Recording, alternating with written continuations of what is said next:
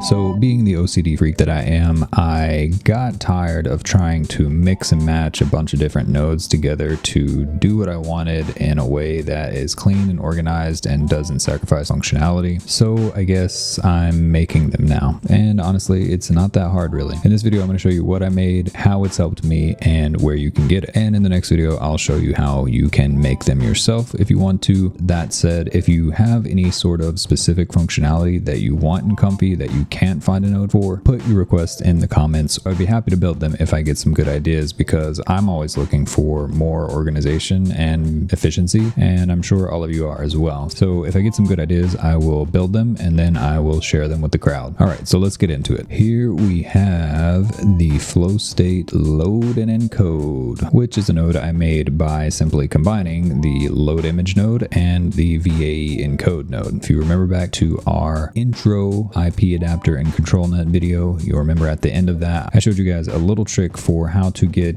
kind of the best of both worlds with IP adapters and controlnets without having to install anything, just by passing an input image in as your latent image to your sampler. The more that I've played around with this, the more I have come to like this method. It's extremely flexible, and again, you don't have to install anything, so it's very easy to use. So since I wanted to tune my workflow to accommodate for this, I had been using this load image node in combination with this VAE encode node, which then I sent into this switch here, so that way I could switch between using an empty latent image and an input image as my latent image. However, with the VAE encode node and with the latent switch, it just added a lot more clutter, and well, you know me, I like to have things organized, so that just wasn't going to do. And I searched through all of the image and encoding related nodes in Comfy, and I couldn't find one that would both load the image and encode it. So I thought to myself, how hard can it be really? So I jumped into the massive Python file that is Comfy nodes, did a quick search for load image, did a quick search for VAE encode, copied both of those classes, put them together in a new file, and voila. Here we have our one node that will both load and encode your image, so it can be passed right into your sampler without having an extra VAE encode node. So we can get rid of those, and this thing works exactly like you're used to with the load image node. You can click there to upload an image, or you can drag an image onto it, and the only difference is that you have the VAE input over to the side. I have my VAE going to a use anywhere node, so you don't see the pipeline going to it. And just as a quick note, most of this workflow is the same as what you've seen before. I've just moved some things around and used a bunch of use anywhere nodes, so that way I could clean up all the pipelines. I've put all of my loaders over here on the left in a loader group. Those all go into use anywhere nodes. Our text prompt now goes to a use anywhere node, so it can go to our sampler, and that also allows me to pass it to other parts of the workflow if needed. Similarly, our generated output from Sarge goes to a use anywhere node, which is picked up by the text encode node. It also just allows me to pass it anywhere else I want. My FS load and encode node is getting the VAE. My VAE code is also getting that as well. My latent output from the sampler goes to a use anywhere node. That just allowed me to move these nodes down below the sampler and kind of tighten things up, and allows me to pass that anywhere else in the workflow. And the same thing over here on our image picker. We still have the output going to an image preview node, but we also have it going to a use anywhere node again, so I can pass it around if I want. So as you can see, it's basically the same as the old Flux workflow, just kind of reorganized and with a lot more use anywhere nodes. Also, quick note, if you had previously installed the Crystools custom node and you weren't seeing your meters in your menu bar in the new comfyui, be sure to update Comfy and your custom nodes, because I did an update today and these meters magically appeared. So without further ado, let's see some examples from our FS load and encode node.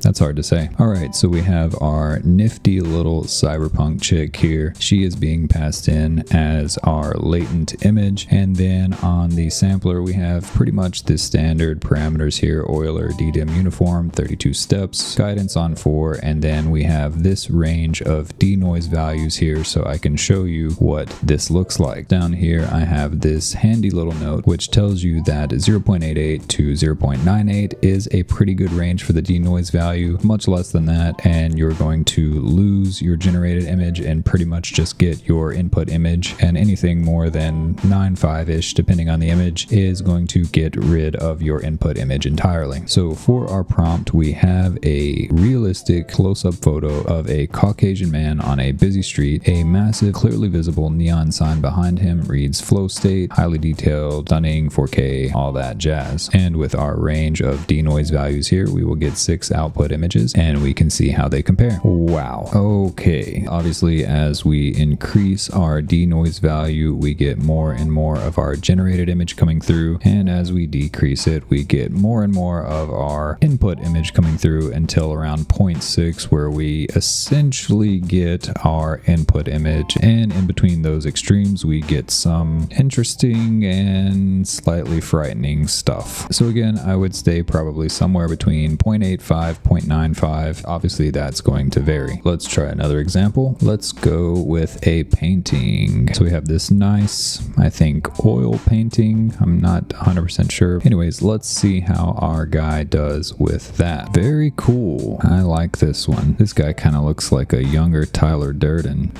Interesting. So yeah, obviously with images that are very different styles, towards the 0.6 range you're pretty much just going to be getting your output image. Up around 0.95 we still retain some of the colors that we see in our input image, but it's mostly our generated image at this point. And again, in between we get some interesting and again somewhat frightening results, but this one's pretty neat. All right, I hear you're asking for another example, so I will oblige. Let's do our steampunk man and same denoise values. Let's see what we get. Pretty interesting effects, I would say. Again, towards the lower end we are pretty much just getting our input image, and this guy looks like he has a giant camera on his head. So again, I think probably somewhere around 0.9, 0.85, right around in that range is pretty good. All right, I think one more example should do. Let's get our masterful sculptor here and see how he does with our man on the busy street. Very interesting. I'm gonna move this back over here since it's kind of messy to look at. We get our man over here on the left now. You can see the hairstyle of course has changed significantly, and again down towards the lower end we start pretty much just getting our input image back, but again somewhere between 0.85 and 0.95 is a pretty good range. So I think that is enough on the examples. You can see clearly that this is super flexible and super powerful. You can use literally any image in the world, whether it's a painting or anime or whatever, and simply pass it in as your latent image and vary the denoise value until you get the results you want, and you don't have to have extra nodes in the mix. As always, I have made installation a breeze for you guys. If you just jump on over to the Patreon page, you will scroll down until you find introducing FlowState nodes. If you click on our guy here, open him in a new tab, and then drop that into your Comfy, that will get you the workflow. And for the custom nodes themselves, we have this Python file right here. If you just drop that into your custom nodes folder in Comfy and give your Comfy a restart, you will be all set. There is nothing else to download or install. I literally just copied those two classes out and put them into a new Python file, and thus FlowState load and encode was born. It works exactly like you're used to already with the load image and VAE encode nodes. It will run like those two nodes. It will run like those two nodes already do in your existing Comfy workflow. I haven't yet looked into how to get custom nodes added to the Comfy repository so that you can just install it through the manager, but I will be doing that soon and I will keep you posted. For now, if you just drop that Python file into your custom nodes and give your Comfy a restart, you are good to go. On the next video, I will be showing you guys how I made that, but But like I said, if you just have a request for some specific type of functionality, put your request in the comments. If I get some good suggestions, I will build them and then I will share them with the crowd. I also have some more IP adapter and controlnet videos coming for you guys, so be sure to check for those. If you found the video useful, be sure to give it a like and make sure you're subscribed if you're not already, and share this with anyone you know who might find it useful as well. And now it's time for me to get some breakfast and get to editing, so I'll see you guys on the next one. Take care.